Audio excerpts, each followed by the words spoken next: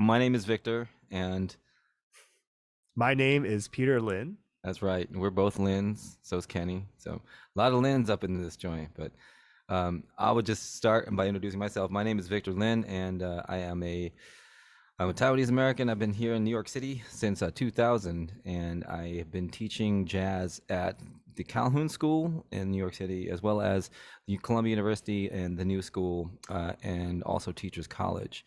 I'm a pianist and a violin player, but really I just play whatever is necessary these days. When you're a teacher, you find that that's probably the most important thing is just to do whatever is necessary to let everybody else get involved. So, yeah, I'm a pianist mostly from a jazz perspective, but primarily I'm an educator and a teacher. And over to you, Peter. All right. Again, my name is Peter Lin. I'm another Taiwanese American trombonist, specializing mostly in the jazz genre. But I am also a producer, and I'm actually an owner of a production company called Yardbird Entertainment. And we do a bunch of audio, video, live stream productions for a number of different nonprofits and musicians. And most of the people that are working for us are musicians themselves. So it is a very music centric company. I'm also a music producer, as I mentioned before. I guess I'll show everyone my setup here at home. So yeah, I Whoa! got a Oh my bunch of. gosh, so I'm cool! So surrounded by all cool! these piano keys, but I don't actually play piano that well. What? Uh, Wait a minute. You're Taiwanese? yes, Are I you am sure you're Taiwanese. Taiwanese? Are I you sure am. you're Taiwanese? And you say I you am don't play very piano much. that well? Come on now. Come on. You got too many pianos. Come on. You got stereotypes to uphold here, boss. But yeah, so that's why I've been doing. And I'm also an educator myself. I've been working for Jazz House Kids for a very long time, doing a lot of the private instructions and class instruction, as well as their in-school programs. Actually, a lot of the new in-school programs are in the areas of like Newark and Patterson and Irvington and stuff like that. And So so, yeah, Peter forgot to mention this, but Jazz House Kids is an organization based out of Montclair, New Jersey. Montclair, New Jersey. It's Hmm. been around now is about its 20th year, and Hmm. its real mission is to dedicate it's dedicated to serving, um, not just like kids, but like I think Hmm. really the economically disadvantaged, basically making it so that jazz education is available to everybody. That is So correct. that's something that Peter's been involved in, and that's Hmm. actually a interesting segue into first of all how Peter and I kind of met on some level, but that goes directly into the first question, which is like the secret origins of the AAPI Jazz Fest, which makes it sound a whole lot more exciting on some level than it really was. But like Hmm. if you're gonna put it in that context, like all of this is born out of an educational scenario. As a like I'm a little bit older. I guess I'm 47, so that Hmm. puts me. I'm about 12 or 13 years. Peter, you're what? 30 something? You're what? Yeah, I'm 31. You're 31. So I'm about a decade and a half older. So just about a full generation above where Peter is at. And so when I was growing up and I was learning how to play jazz, like I never really thought about the presence of Asians, let alone another Taiwanese person. It was always something that was sort of like just an anomaly, but we never really were given, at least me, I was never given a situation in where I really thought about the significance of my Asian heritage as a jazz person. And really, you kind of look at jazz as the great equalizer in some ways is if you can play. If you can play, then nothing else will matter. And that's sort of what they sell you on in a lot of these situations where, oh, we're colorblind. It's just the music. Very much kind of like a merit-based approach, if it will. So um, the reason that's important is because over time I realized that that's a very backwards way of looking at things. And from an educational standpoint, I really resolved to change that. Like this idea that music should be an inclusive art form. It should make you be able to understand who you are, not based on the condition of how well you play, but on how much you understand what else is going on in everybody else's lives around you. The idea of a community based focus as opposed to just an individual one, which is early on, I think a lot of what happens in jazz. So, just to kind of cut to the chase is where this is going. Um, like I began to really, as I became more successful, I guess, or established as an educator, one thing I realized was there are a lot of issues surrounding, people's stories. And I noticed that there were not that many things that focused on Asian Americans. I noticed that there were a lot of more and more Asian Americans were in jazz, particularly from West Coast. As I'm also on the faculty of the Stanford Jazz Workshop. I've been out there for about 20 years as well. And if you know anything about the Bay Area, there's a huge Asian population out there. Always has been, but even now, the kids are getting, they're in the schools and they're learning. So you have more and more Asian participants in these jazz camps, and so I was like, wow, well, is it okay if I start addressing this Asian thing? Like never really giving myself permission, honestly, to speak about what the experience is like as an Asian person playing jazz. Just because it just wasn't there. There was no, like, first of all, who's going to listen? Second of all, that's not even a subject that I want to bring up. But the biggest change for me, honestly, after I got married, is been the birth of my two sons, who look like tiny versions of me, and like, oh boy, you better be able to talk about what being Asian means and what Daddy does. So, my older kid Astra is now 7, and so from that, I began to really want to push to start meeting more and more Asian jazz musicians, and particularly ones who kind of shared not just my background, but also sort of an interest in trying to push towards an understanding of what it means to be Asian American and to play jazz. And so that's when I'd actually heard about Peter for quite some time, but then a mutual friend of ours, Michelle Kuo, the author of the incredible book Reading with Patrick, Yes. really encouraged us. Hey, said you need to meet my friend Peter. He's a little younger. He plays trombone. I'm sure you guys have heard of him. And so we got together and immediately hit it off and began talking about things having to do with this. And so the origins of this really started from there. And I've already established a jazz education program in 2 places, at Columbia University and at the Calhoun School. But being able to finally bring Peter, there was 3 years ago, I started a festival at Calhoun, which is where I teach, and I had a panel about Asian American jazz, which is a very small thing. There was like 4 or 5 of us, but that was a really significant thing because I had never seen anything like that, and I was very timid about even programming that, because it was like, through this all day festival of events, one thing I said was, hey, let's have a discussion about Asian American stuff.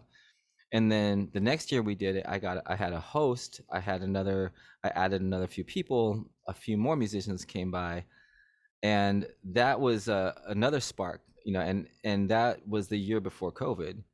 And after COVID happened and after Stop Asian Hate happened, the next move I suppose I made was in the last summer, in the jazz camp that I run at Calhoun, I decided to hire an all Asian American jazz faculty, of which Peter was one of them. And I don't think it has ever been done before. But again, it's such a small scale sort of thing. It doesn't really, it barely makes ripples anywhere. But the difference was this time around, I also had my friend Seiji Yamashita, who's a great jazz pianist and an incredible reporter and storyteller who works for ABC now. I had him come and chronicle and kind of film us and interview us about the process. So we have a documented film about that. And that particular festival had Seiji, or not festival, but that faculty that week included um, Peter, Austin Zhang, Wenting Wu, and Seiji, and all of whom wound up becoming big parts of the next move, which was The AAPI Jazz Festival. Yes, indeed.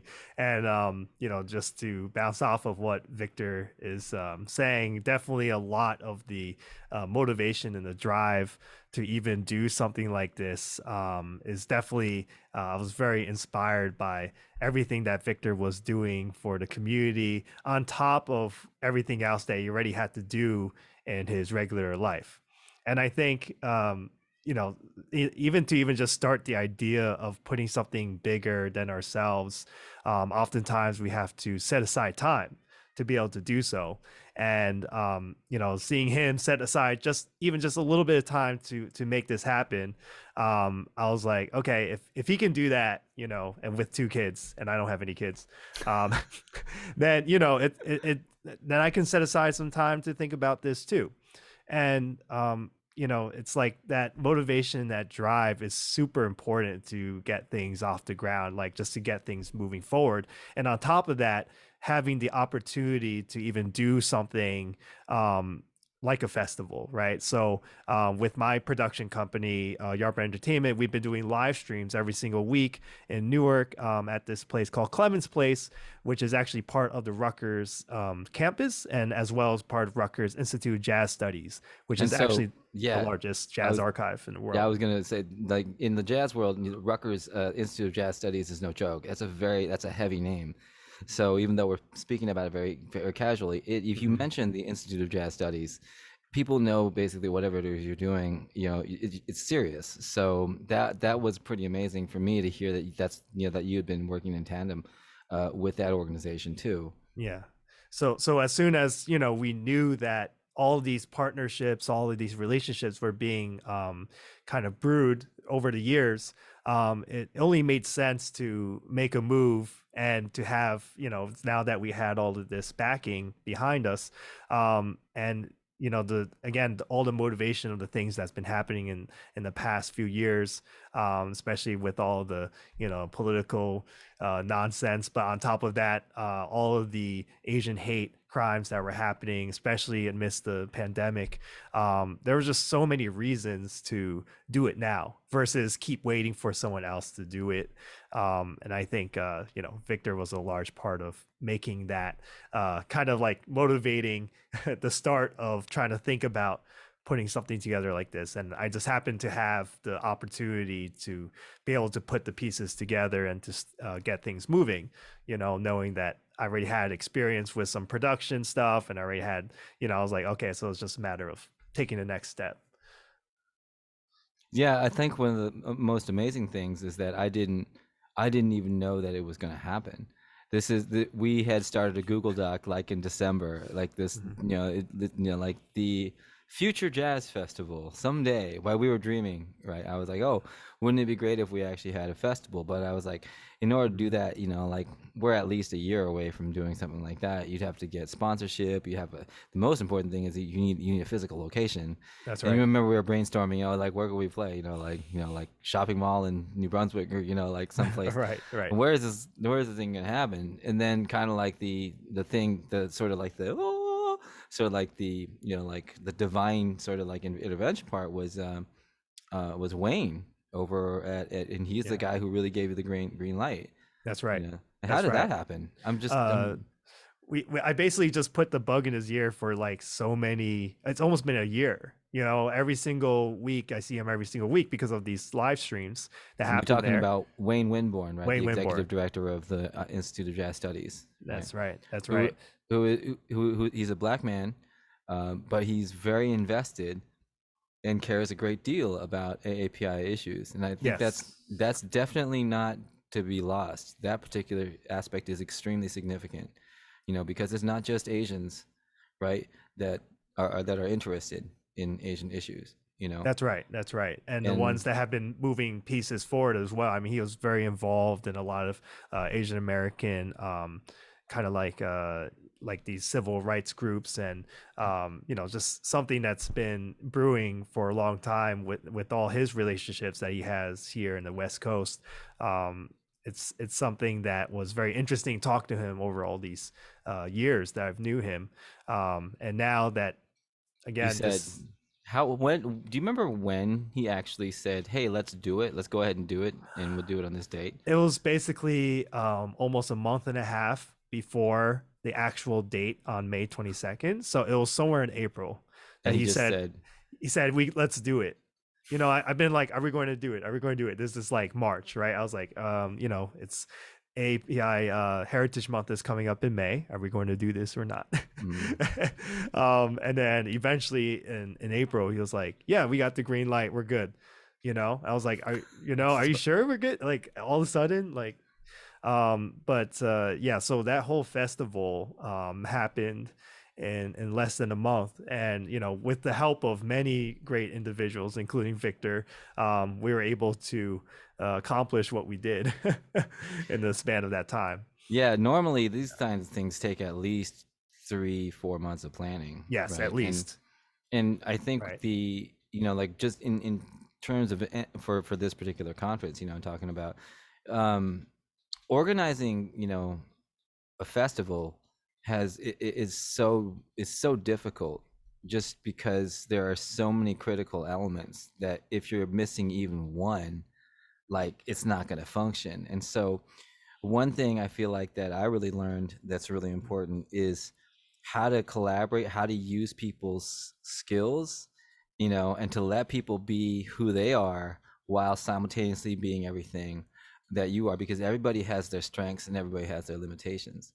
And definitely, over time we want to think on some level that we can do everything, but we can't do it if, even as Taiwanese Americans, we can't just be Taiwanese without each other, but we can't be it without being American. We can't be it without being in community with, like, the larger That's part right. of the community, and I Hmm. think sometimes, the double-edged sword of really exploring your own identity is sometimes you get so far into being, whoever it is that you are, that you kind of lose sight of how important that is in relation to all these different other aspects of being, American. And I really saw that, I think, in the way the festival played out. And I wish there was a way we could actually show, like, so much of how the day played out. But it wasn't just Asians that came. I mean, the entire thing, if we would just describe it, like, first of all, once you got the green light, we were originally only gonna you were only really gonna do one stage. And then we Right. floated the Right. idea, like, well, why not have two stages? And then, that way we'll have the club, and then you'll have the big stage, and then people can, Hmm. walk back and forth. And it was really interesting and kind of an amazing thing, because I imagined it was sort of like a startup. It was kind of Yeah. like Yeah. this There's thing a like, lot well, of what if we elements of a this? startup. Well, why would we do this? Why would we do this? And you know, Right. Right. and once Wayne says we can do this, all of a sudden you're like, oh my God, how are we gonna? What do we need to do? Right. Right? Right. And so you immediately, what are the things that you needed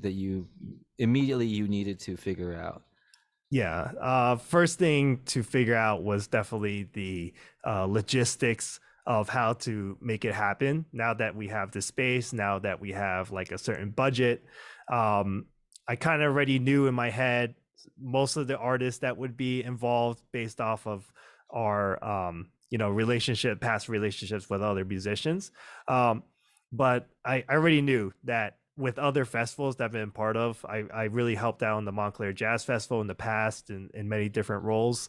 I actually had a lot of their formatting for like a lot of like what goes into a festival and their spreadsheets already. So I just had to basically make all basically get everything organized and then be like, okay, who is going to fill these roles? Because there's no way I already knew from the start that I couldn't do every single little thing. Yeah, Maybe, yeah. I feel like that's amazing. Like, as far as even, like, for the purposes of the conference, right? This idea that you were able to create your version of something because you had already been part of a couple of things that Right. already existed, right? And That's so right. you were able to literally just, like, you know, in this case, just take the exact format that you had seen in another spot, and just kind of like transfer it over and say, okay, well, this time we're going to do this, and then let me just fill in these boxes. Do I know people? Right, exactly. And at that point, it was a quick call to action. Because my production company was involved, I already have two members that are working towards the same end goal. My partner, Abel Morales, as well as our assistant, our coordinator, Eva Ding. So at that point, we had created a call to action. We put it up actually on these Asian American Facebook groups.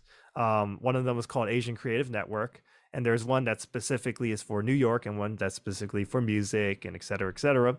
And so when we posted up there, I was surprised at actually how many people reached out that wanted to volunteer. That maybe not a lot of them necessarily knew a lot about jazz, but because it was the AAPI Jazz Fest, they were like, "Yeah, I'm really down for this." So as soon as we put out the call to action, we immediately got responses, and one of the ones that surprised me the most was the couple from the West Coast. They're programmers themselves, but they were coming to visit New York, and they're like, "Oh yeah, that's no problem. We would love to volunteer." They're just here for like visiting and just for fun. And they're like, yeah, we'd love to be a part of this. So they ended up, helping out with some of the stage hands, which is basically helping out with the stage. I had a designer that actually made a lot of our paper, a lot of stuff like the paper stuff and a lot of our t-shirts and stuff like that. So I would say that it was 90% volunteers and then 10% people that like already were working with the company.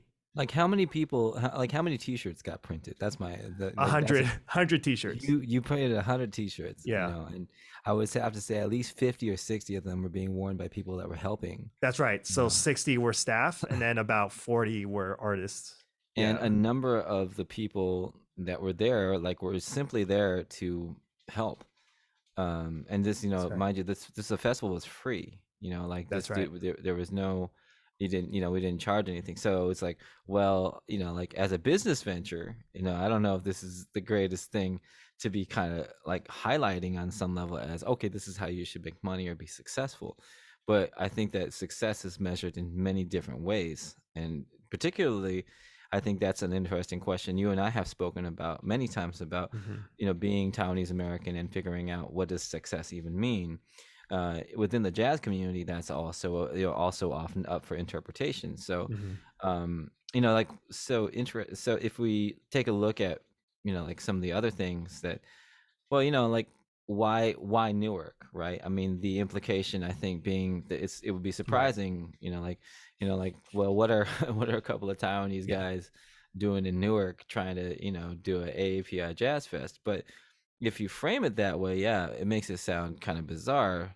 But if you frame it from the well, why? First of all, jazz is black music. Why wouldn't you play black music, in a city that has a black population, right? Um, secondly, right, if you frame it from, oh yeah, Rutgers, Newark. Oh, Newark is where, the Institute of Jazz Studies, Clements Place, it happens to be in Newark, right? WBGO, world famous Yeah. jazz radio station, 88.3 is in Newark. So, And it you has a know, huge history of jazz in Newark, stretching all the way back to the 40s. I mean, we're talking about like some of the most famous jazz musicians, including Wayne Shorter, Sarah Vaughan, Woody Shaw. Like, the list goes on and on. And it's mhm, like, it's if you don't look deeper into Newark, then a lot of people know it from just what media tells you about Newark, and unfortunately, it's a lot of negative connotations. But mhm, if you look deeper at the cultural implications of what Newark has done, especially for not only New Jersey but New York and actually just the entire nation, we're talking about like poetry, we're talking about like art, we're talking about music. mhm, It's really deep, embedded into the history of Newark. So that's why a lot of those institutions continue to serve there, such as NJPAC and Rutgers mhm. Institute of Jazz Studies.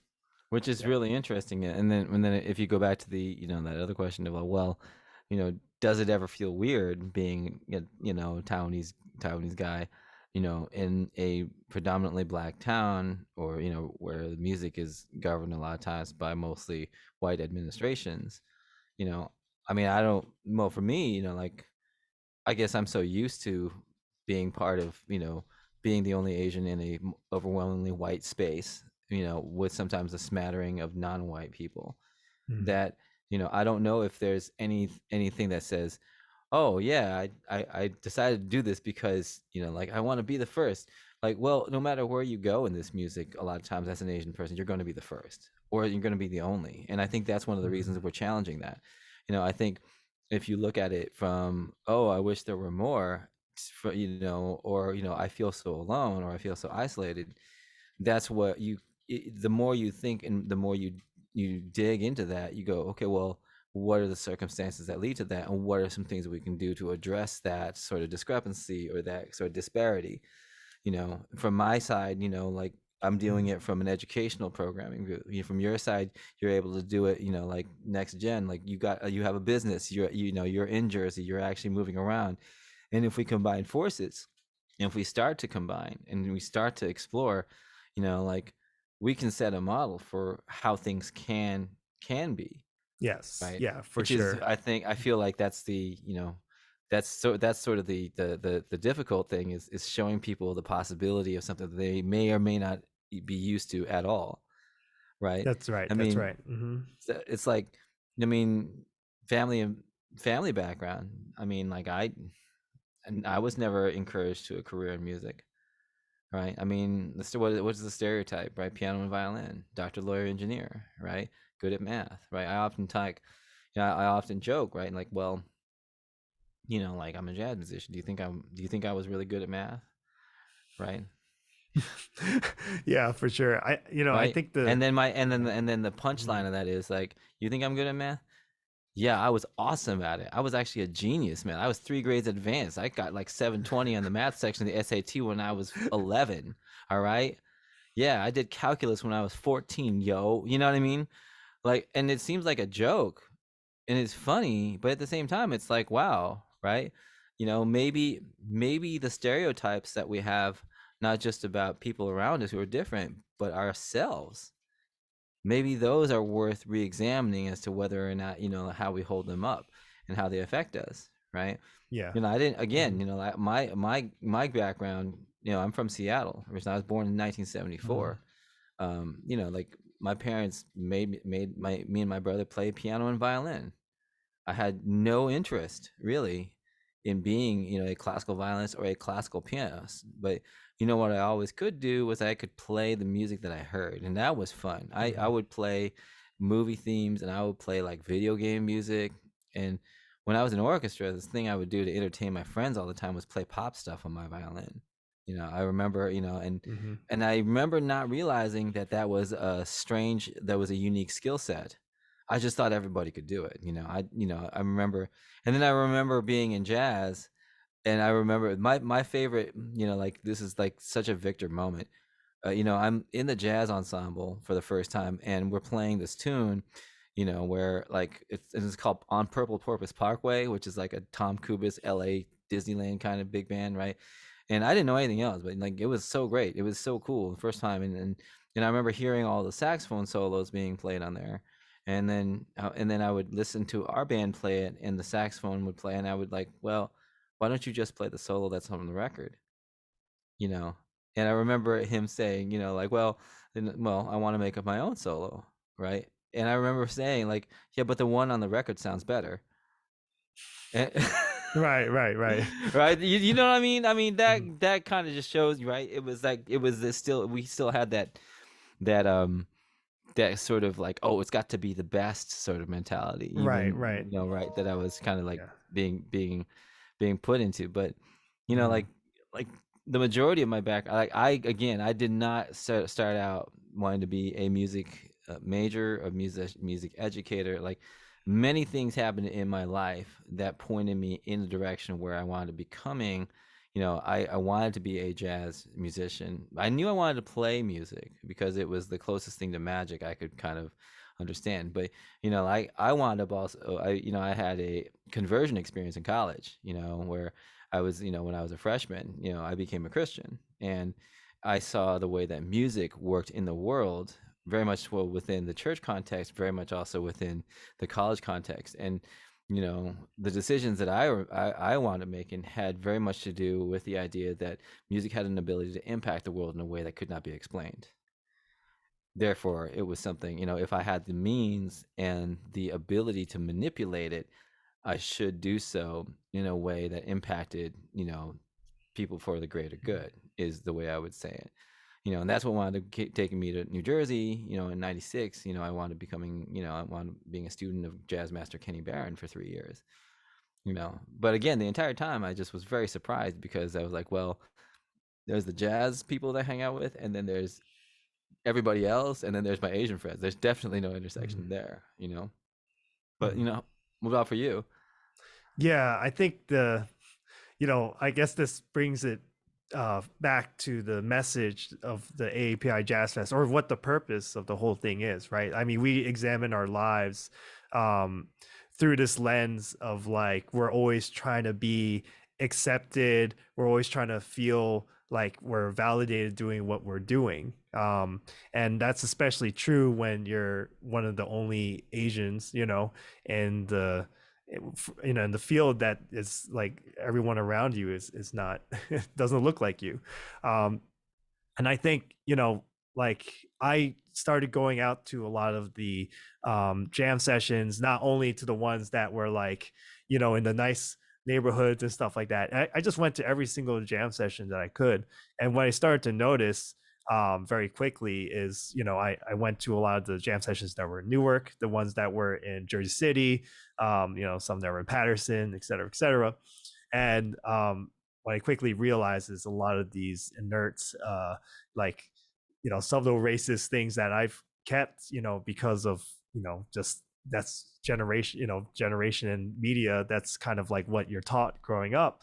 Um, and a lot of that stuff quickly like dissipated when I started just communicating more with people that were outside my circle.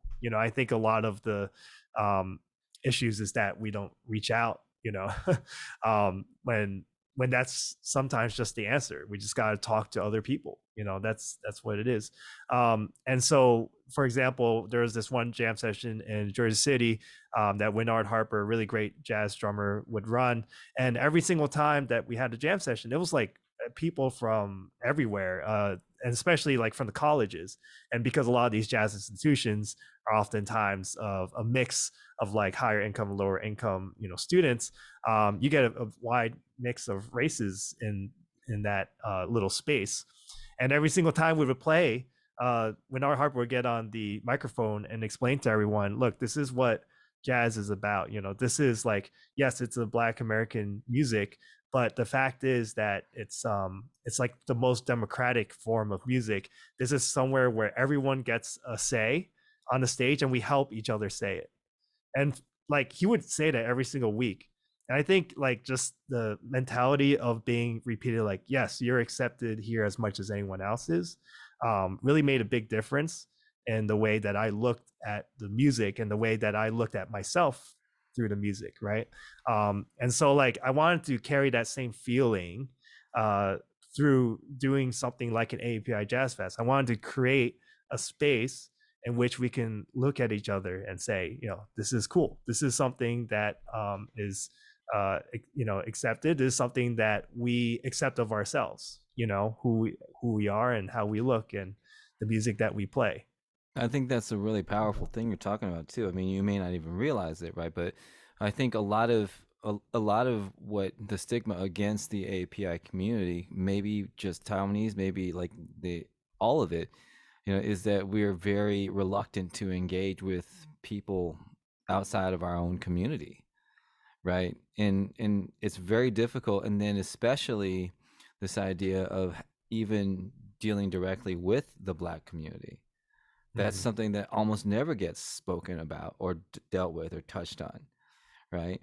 And if we're in a, we're talking about things like economics, and we're thinking about class, right? Mm. Like the unsaid thing you're always taught, I think, growing up is that you don't want to be homeless, you don't want to be jobless, you don't want to be a criminal, you don't want to be all the things that mainstream media very subtly and not so subtly implies that a lot of the Mm. black community is, Mm-hmm. right? And some people call that structural racism, some people call that implicit bias. I just know that it's very hard, to see natural interaction between the black community and the Asian community on any sort of level, Right, right. right? You And need so that medium a lot of times yeah, too. literally, yeah, you need some reason, Hmm. to actually do that. It's like I don't think you would have driven to those jam sessions if you weren't a jazz musician. That's right. You would never have had That's those right. interactions, Hmm. like the same, same goes for me, right? Oftentimes the only black people I would meet were always jazz musicians, That's right. right? I wrote an essay about this once, how the foremost formative music instructors of my life all happened to be black men, even though I grew up in white suburban Seattle, That's right. right? My Yep. most inspiring, my first jazz, inspiration, my first actual jazz teacher, my first, like the most exciting orchestra conductor, and then finally, like the jazz master, That's right? right. And I never once thought of their welfare as something that had anything to do with me, right? Hmm. And I think Hmm. sometimes, like if That's we right. bring it back to what we're talking about here at this conference, what is success, right? We talk about career, if you look at this, like this description, like, well, what are some of the, career challenges being an API or townies, or the question of, well, why jazz and why music? Well, most people take lessons, or, if they do music, they go into classical, right? It's doctors, Hmm. lawyers, bank, right? Um, I mean, there are lots and lots of ways to answer that, but I think to me, the thing that stands out is, the question is never asked, what do you care about? The question is not, the question is always overwhelmingly, how do I survive? Right. Right. How do I Right? succeed? Yeah. Right. Right. There's a question, where it's like, like, wow, you're already going to have difficulties because you're not white and you're not going to be accepted as one of these, like things are going to be more difficult. You will have to save money, but this is how you will succeed, right? Mm. And I think giving yourself the space to acknowledge, first of all, what it is that you care about, and what you have a passion for, and what you are bothered by, and what you want to see changed in the world, that perhaps is a luxury that we as a second and third generation have, That's right. That's right? right. Hmm. Like it may not be much to our perhaps elders or parents' chagrin. Hmm. It may not be just to settle into a happy middle class, secluded life that is safe. But ultimately, that's just because I think the parents, they want to protect you. They don't want us to have to suffer, or they don't That's want to right. have, right? That's right. Hmm. you know and so, for me, like, Hmm. why jazz? Well, I don't like to think of it as why jazz. I mean, I like to understand that, jazz sort of found its way to my life. I I'm a musician, and I think more than anything, being Asian American means that I can dictate the terms of what it means to be a jazz or a professional or just a musician. And that's very difficult to do when you're always battling for somebody else's standard, right? And that's one of the most difficult things to break away from, is to be able to say, I'm going to succeed, and that success will Hmm. be on my terms, my experience, not yours, not the ones that are being always told to us about going to this school, getting this job, living in this area, going with this population, right? That is so difficult, I think. But in a weird way, it's so very Taiwanese, isn't it? Right? That's Like right. this idea of kind of like breaking from the mainstream, breaking away from the homogenous nature of things in order to bring people together. You know what I mean? It's a very strange thing. It's like you can either bring people together by forcing them together, or you take the risk of empowering everybody and setting them loose, and they will want to be together. Right, right. The You choice. know, Right. I mean, there's a Hmm. risk on both sides, right? Hmm. Risk on one is you make everyone mad and everybody wants to listen to you, and risk number two is you empower people too much and there's a major imbalance and nobody ever wants to get together. And you see that too, even in our attempts to try to create communities within AAPI. That's right. That's right. Not everyone agrees on the same terms either, you know. Yeah. Yeah, no doubt about it. Well, So, why jazz for you? jazz for me. Yeah, like Um, I mean, like it says, like literally, like if like you oh, decided to stick with jazz, you decided not to be a doctor or a lawyer or what you want right, to call it, right. right? What? Well, at that point, I already knew, I guess, sophomore in high school that I wanted to do music. And at that time, jazz seemed more, well, I already knew at that point that jazz was way more expressive than what I was going to get out of classical music at that point. Because, whenever I was in like the jazz classes or I went to the summer camps or whatever, um, or I listened to the music for that matter, it just felt more free. I felt like there was something there that I needed that I just couldn't find in any other genre of music. And I was listening to a lot of different genres of music at that point. So I think the interest carried me through to get to, college. And at that point, it was just like going out all the time and like really, being able to be in the community of other jazz musicians. I think I just, saw how they viewed life, and I wanted that to, become my mantra. I wanted that to become my lifestyle as well. But as you get older, then you realize there's certain things that you want, there's certain things you don't want. That's okay, because that's all part of being an artist and everything like that. So for me, it's like the cultural and the philosophical parts of being a jazz musician was like the most drawing part for me, and the fact that swing is like feels the best. When something's really like swinging, as they say, like where the drummer is really locking in with the bass player and you just have like a really great time playing on top, like that, to me, there's no other feeling. And Great time equals great time. great time. That's right. Great time equals great time. So And that's really it's funny hard to too, escape because that. this is the first time we've actually talked, like for the first 35 or so Hmm. minutes of this, we've talked as kind of like just like, you know, ordinary civilians, as it were, or whatever. But Hmm. like it's easy to forget sometimes how there we are Yeah. musicians too, Yeah. right? Yeah. And I think that's sometimes that's the thing that people want to kind of like, oh wow, you're a real jazz musician, So it's like you go into jazz musician and say, yeah, what's up, man? Yeah, were you at the club last night? Oh my god, that guy was tipping. Yo, he was man, he was so burning. Oh my gosh. And then in the middle, did you take that solo? Oh my gosh, he Yeah. was so killing. Yeah, yeah. I don't know, man. That bass player, the time was kind of weird, don't you think? Oh man, like yeah, he was trying to Yeah. switch it. I don't know. I wasn't digging. He took too many choruses of solo. Like yeah, Yeah. man. That other guy, he had a real Mingus vibe. You know what I mean? This is like you get into that whole like, there's a whole slang, there's a whole subculture, the Hmm. whole thing about being cool. I Hmm. mean, I would be lying if I were to say to you that the cool aspect of things was also not something that really appealed to me. Hmm. I mean, Asian is not inherently cool.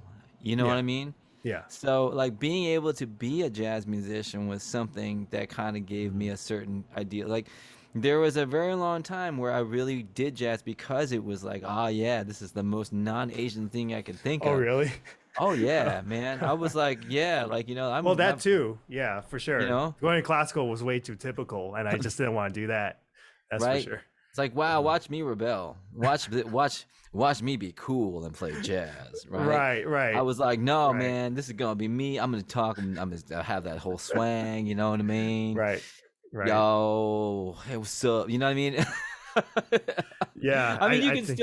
you can Mhm. still do it, right? There's that whole club hang sort of like jazz bro vibe that just does not at all fit. Like it doesn't.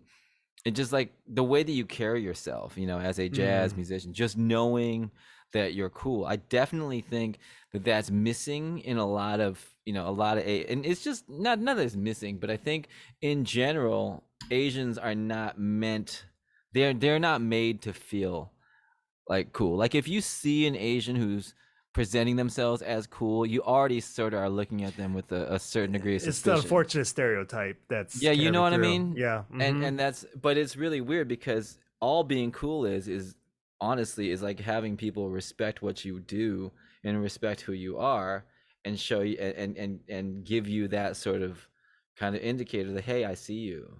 Right, right. It's like you It's don't also need to, like 100% being yourself too, like the definition right, of cool, right? you Like is know. yeah.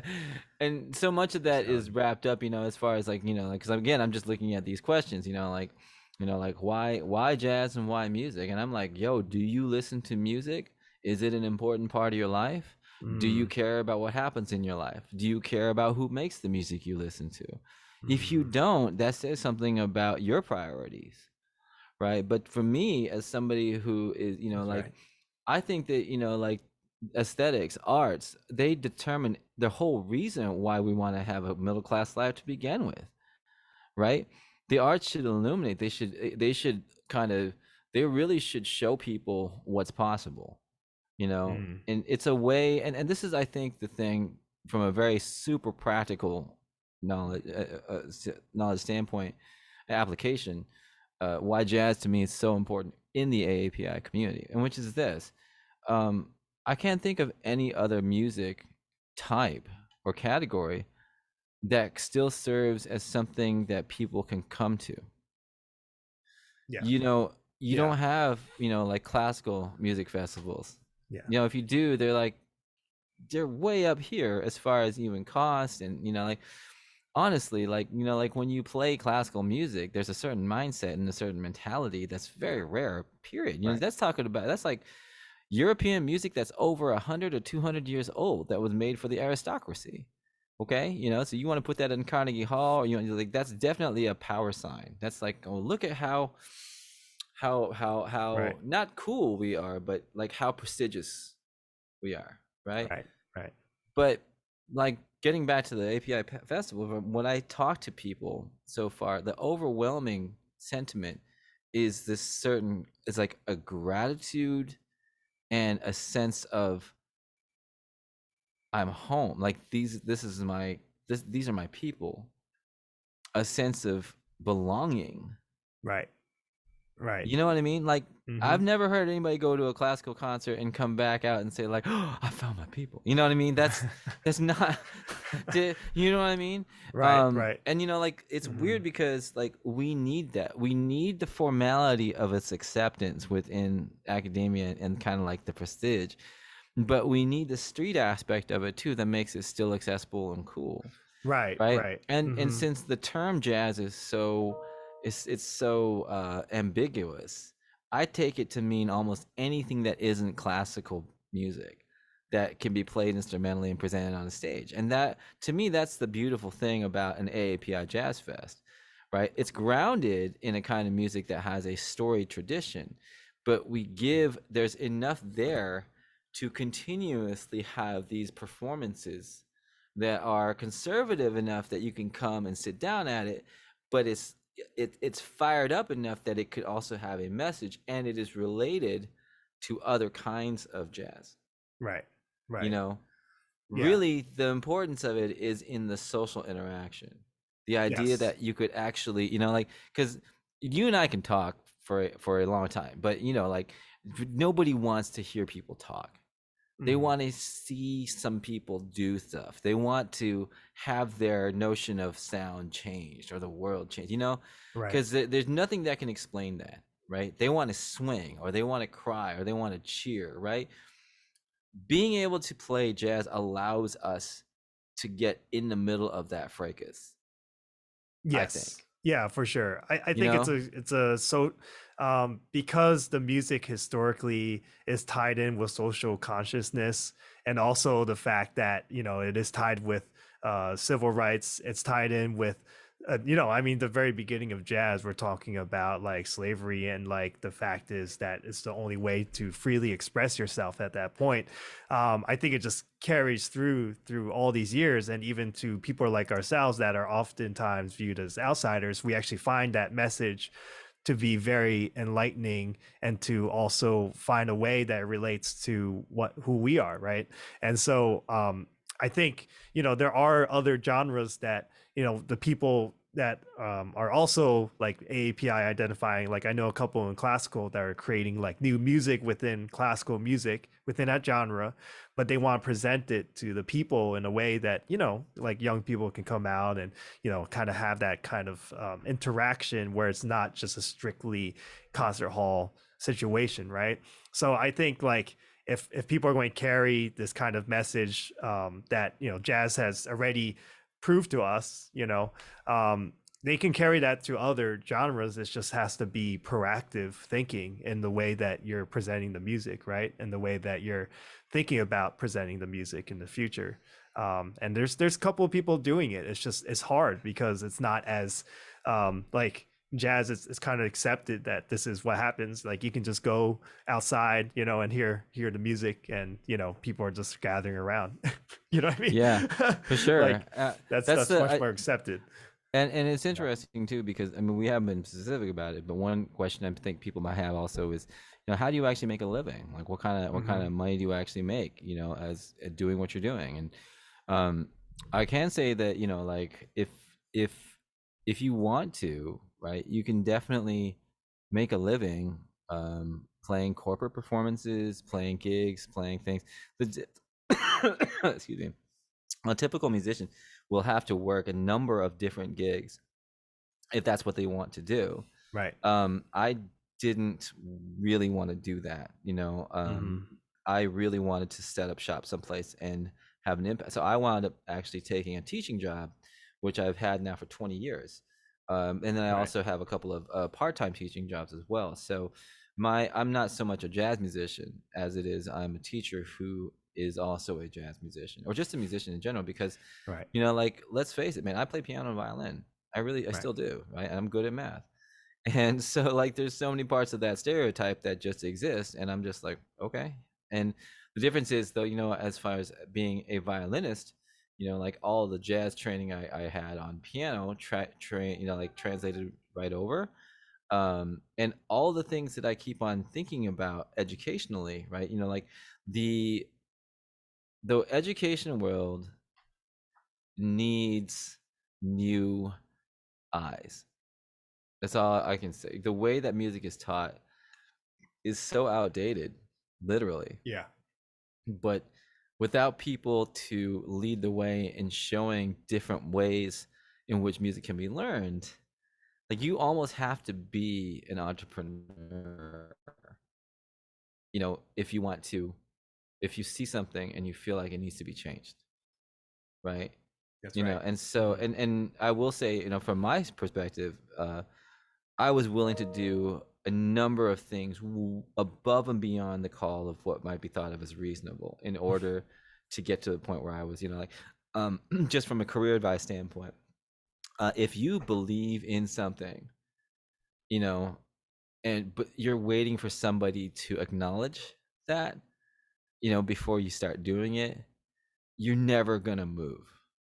That's right. Right? When opportunity happens, right, whether or not you get paid or recognized for it is all secondary to whether or not you can actually accomplish the task.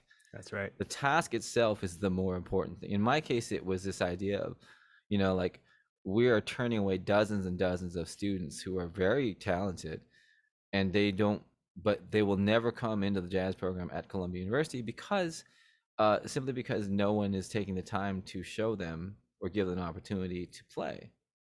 And that was the genesis of me creating this thing called the Teachers College Jazz Workshop, which was I taught a volunteer class every week to students who did not make it into the Columbia Jazz program.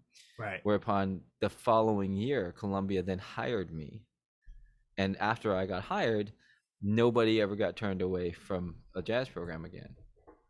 And that was Hmm. such a significant change that it was actually used as the subject of the graduation speech at the doctoral convocation of mine in 2011. My story was held up as a shining example of what education was really about, which I thought was hilarious because at the time, all I was doing, do you see what I'm saying? Yeah, yeah. Was I was just trying to address a glaring error, Error. Yeah. right? That's You see what right. I'm saying? I'm like, Yep. there's no way you cannot help these kids, Hmm. right? Hmm. And I Hmm. always believe, I always believe that, like career wise, if you see a need and you know how to fill that need with a way that people haven't seen before, whether you get compensated for that or not in the initial phase is not important. Right. You have to Right. make it happen, right? If you're waiting for it all to line up for you, That's you right. know, you know, it's not going to. Yeah, that's right. That's right. For sure. I think that that's the same across the board, no matter which angle you try to quote unquote make a jazz career happen. It's like, whether it's teaching or performing or, trying to start a company. It's all Well, I like it's all mean, the same. Like, yeah. you're way past having started the company. I remember when Right. you first started. Yeah. I Mm. remember asking you, like how are you, how is it doing? And I remember you, well, Some we things got here and there. things here and there. Fast forward Right. about 9, 12 months later, like you are overwhelmed with the amount of work you're doing. Not to mention all the projects I'm sure people are coming to you with. Yeah, yeah. And contractors now that we have that do the work, for us and Hmm. stuff. Definitely, yeah, there's no doubt about it. But I think, in the beginning when I was trying to do the jazz, like, career thing, everyone thinks that they can just do performance. And, as you know, it's like, it's always a mixture of performance, teaching, and whatever side gigs you can get. Every single musician I know, it's like, it's always something, right? Whether it's delivery, whether it's working at a local store, or it's like those things Yeah, are always going to be you're there. waiting for your big break. Yeah, everyone's waiting for a big break, and that's the same for acting. That's the same for any artistic kind of like field. It's always going to be, all right. You got to get funds some other way, especially around here. We're talking about New Jersey, New York. I mean, with Yeah, taxes this high and rent this high, forget it. Like, true. you better have something else. But You I know? would, and let me Yeah. put it to you, and I wonder if you know what you would think about this. Um, I never think money's a problem. I think the money's always there. I Mhm. think it's on us as creative types to figure out a way in That's right. which you can get it, because That's true. there's so many people with so much money. But Exactly. I Hmm. just feel like either as Asians or as musicians, or like it's very hard for us to not just ask for it or just be, or just even think in terms of how do we actually wind up financing this? Because all we ever get taught sometimes as musicians is, oh, just play and everything is Just, gonna be yeah, just fine. grind it out. Like, you'll No, eventually get man. there, right? You there's know, there's grants, right? There's grants. There's a ton of those, and a lot of musicians take advantage of that. So, it's, yeah, it's out. You're right. The money's out there. It's just a matter of, like, are you hungry enough to go, search for it, and be there when when the opportunity arises, for right. sure. Hmm. I think as we kind of wrap this up, Hmm. um, I think there's some inquiry about, like, well, what are our future plans, or what's our Yes. future plans for Right. the festival, and how can the audience help? Yeah. I think we can kind So, of loop a lot of that into the same sort of answer. Um, I think that for me, actually, and Peter and I have been talking about this, and I've been talking about to this about with Wayne. Once we saw what is possible with things like the AAPI Jazz Festival, um, my hope is to be able to help to engineer and produce many events of that type, mhm, of smaller scale, larger scale, specificity, but just continuing to create spaces where people can gather to listen, to that's right. speak, like Hmm. basically to continue, like, the community, like, stuff on social media is literally about as deep as the phone itself is, right? Like, but when you spend time speaking to or listening to or coming and asking about an individual's work or just what if what they've experienced, like um that's a real relationship that's formed. And I feel like, like as a creative person, as a musician, as a Hmm. teacher, but mostly as a parent and a partner, like where I'm just really trying to hold, like trying to be as good as I can be as a partner and as a dad. Hmm. um I really want to make sure that um all the time I spend is spent wisely, That's right. right? Hmm. And nothing is more wise to me than deepening your connection with another person. You know what I mean? Hmm. Now, ideally, it's also, like it's spending time with your wife or spending time with your family or your kids or, but, like if you create opportunity and, like, in the school situation that I'm at, like I do, like there's 50 plus kids enrolled and then I have like 8 or 9 different bands in a small private school, which is unheard of, right? But that's not really, I'm not saying that, like, oh my God, look at this. It's more just an indicator of how hungry kids are to want to play and to Right. play and listen to music. And if you look at the Hmm. AAPI community, we are hungry to feel like we are cool. We are hungry to feel like we belong. We are hungry to feel like we have permission to be part of something or even engage with Black culture or even have our own thing. I Hmm. feel like that's one of the things that, because the larger perspective, like is the continuing um like slow burn of racial injustice, Hmm. right? Where I think, like there are Asians who will feel like, the system is stacked against us, so why should we care about anybody else? To an even more extreme, which is, Asians who basically say, like, we don't want to have anything to do with the Black community because they represent everything we're trying to avoid. To the other extreme, which is, like we just want to be like white people, right? Now, nobody is usually bold enough to come out and say something that's that, right? But I found that by just straight up naming something, oftentimes that's the beginning of at least a conversation where people can reveal how they actually feel, right? Hmm. So ultimately, my future plans, hopefully, with the AAPI Fest, with things related to it, um, is to create even smaller versions of those things so that communities can continue to engage in the art form, continue to develop, and continue to grow. I'm not interested in being part of anybody else's festival. It's like, okay, what I want to do is I want to develop an audience that looks like us. That's right. Hmm. You know, Yeah, for sure, for sure. In terms of like the AAPI Jazz Fest itself, definitely planning on having again next year in May. There is a move that I'm trying to do to get it to be a nonprofit, and I'm already in the process of doing so. Not the festival itself, but a nonprofit arm of Yardbird. So from there we would do something like the AAPI Jazz Fest, but also could mean a lot of other different kinds of educational aspects or different kind of API related events. So it's definitely something to look out for. I know it's hard for me to discuss future plans for myself because anytime I feel like I say something for a future plan, unless I actually execute it, it's just a dream.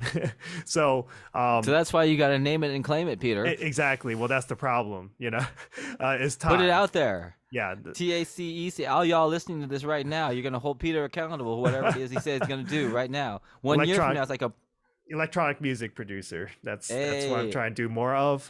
Do more Peter film Lynn, production. Yeah. EMP. There you go. EMP.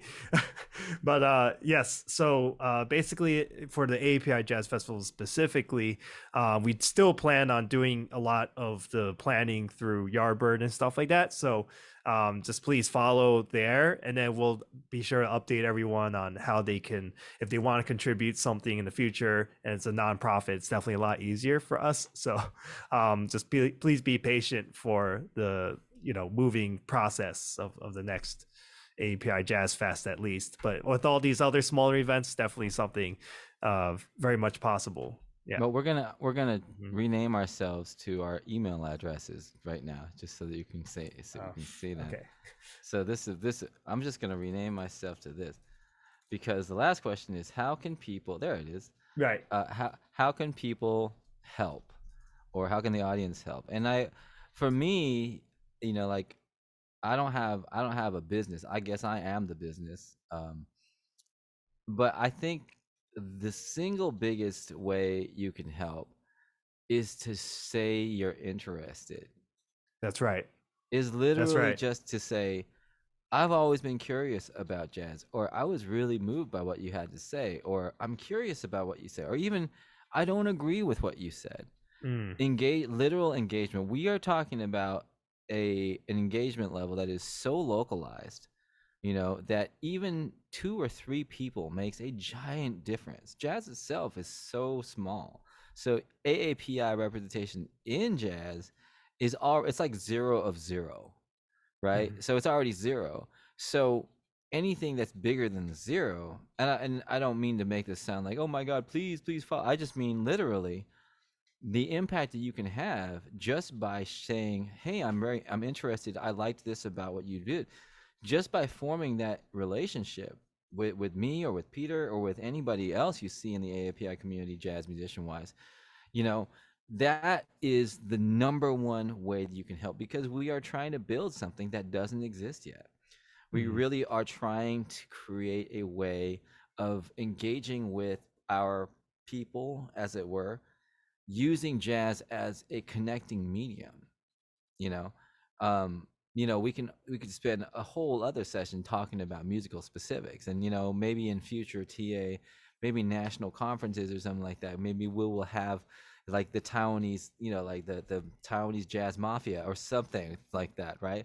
But for now, I think just the idea that we even showed up on the map because of what we did is a testament to the idea that being an activist, being a musician, being successful, being Taiwanese American, being conscious of these things, challenging our own innate racism, our own biases, challenging the notion of success. I mean, it's basic proof that yeah, it's working, it's happening. That's right. So, you know what I mean? Like the number one thing, how can you help? Just say I'm interested or thank you, right? Mhm. Just that acknowledgement is a huge, huge, huge thing. And because our community is small and localized enough that, even one person saying one thing to one person somewhere else can lead to a lot. Just like A lot. Michelle saying, Mhm. hey, you should meet up with Peter. That's right. If that didn't happen 4 or 5 years ago, who knows if this festival even happens? Yeah. Yeah. You know what I It's those mean? small connections that make a huge It's difference. No bam, bam, doubt bam, about. bam, bam. So Mhm. All right. Well, really appreciate everyone listening to this. sorry we couldn't be there in person. Yes. But it's always Welcome to good the being welcome to the Lin and Lin hour. it's always good being a part of Tang though, and I know when everything was together, it was nice to see everyone attack EC as well. So um, really appreciate everyone, and thank you from the Lins. Yeah. Like I would say we're not related, we're but not, we play, so whatever. We're all part of the same. yeah, why We're not we're we're all part of the Lin tree, so the Lin tree? yeah, we are all in. Okay. Wah wah. Cue the trombone. Oh, jeez. Okay. Well, this Thank might you. be okay. Go ahead. No, I was gonna say thanks everybody, and I look forward to hearing from some of you, and hopefully meeting some of you someday soon, and seeing some of the stuff in person and sharing some of the music stuff we're able to do. So Yeah. Thank you, everyone. Thank you. Yay. 谢谢啊，再见，Actually, it sayonara. would it be dosha? Dosha, dosha, or au revoir, bye bye. Oh, okay.